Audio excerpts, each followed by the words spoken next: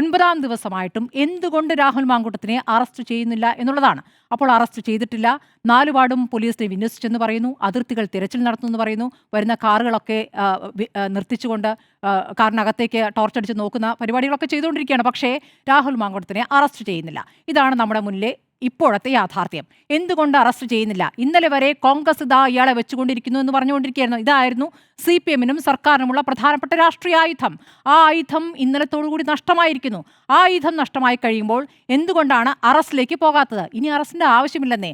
ആ ആയുധം പ്രയോഗിച്ചു കഴിഞ്ഞു. അതായത് സ്വർണ്ണക്കൊള്ള, ശബരിമല സ്വർണ്ണക്കൊള്ള എന്നുള്ള ഗുരുതരമായ വിഷയം, വിശ്വാസവുമായി ബന്ധപ്പെട്ടും വിശ്വാസികളെ ബന്ധപ്പെട്ടും ഏറ്റവും പ്രധാനപ്പെട്ട വിഷയം വന്നപ്പോൾ സർക്കാർ പ്രതിരോധത്തിൽ തന്നെയായിരുന്നു. ആ വിഷയത്തിൽ പ്രതികരിക്കാൻ തയ്യാറായിരുന്നില്ല. പ്രതികരിച്ച മറുപടികൾ തന്നെ ഏറ്റവും തമാശ രൂപത്തിലുള്ള പ്രതികരണമായിരുന്നു.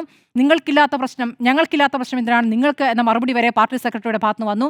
പാർട്ടിയുടെ പ്രധാനപ്പെട്ട സ്ഥാനങ്ങളിൽ വഹിക്കുന്ന 2 പേർ ഇപ്പോൾ ജയിലിലാണ്. ആ കേസ് അവിടെ നിൽക്കുകയാണ്. അതുമായി ബന്ധപ്പെട്ട ചോദ്യങ്ങൾ ഉയരുന്നുണ്ട്. അതുമായി ബന്ധപ്പെട്ട ചോദ്യങ്ങളിൽ നിന്നും മുഖം രക്ഷിക്കാൻ രാഹുൽ മാങ്കൂട്ടൻ വിഷയത്തിനായിട്ടുണ്ട്. അത് കോൺഗ്രസിന് ക്ഷീണവുമായിട്ടുണ്ട്. അത് നമ്മൾ ചർച്ച ചെയ്തിട്ടുള്ളതാണ്. പക്ഷേ ഇപ്പോൾ രാഹുൽ മാങ്കൂട്ടത്തിനെ അറസ്റ്റ് ചെയ്യുന്നില്ല എന്നുള്ളതാണ്. എന്തുകൊണ്ടാണ് അറസ്റ്റ് ചെയ്യാത്തത്? ഇവിടെ സംരക്ഷണം നൽകുന്നത് ഒരു മുതിർന്ന അഭിഭാഷകയാണ് കർണാടകയിൽ എന്ന് പറഞ്ഞു. അങ്ങനെയെങ്കിൽ ആ മുതിർന്ന അഭിഭാഷകയെ അറസ്റ്റ് ചെയ്യണമല്ലോ. തെളിവുകളുണ്ടെങ്കിൽ ആ നിലയ്ക്ക് പോകണമല്ലോ. ആരാണ് സംരക്ഷിക്കുന്നത് അവരെ പിടികൂടാമല്ലോ. എന്താണ് തടസ്സം? ഒരു തടസ്സവും ഇല്ല.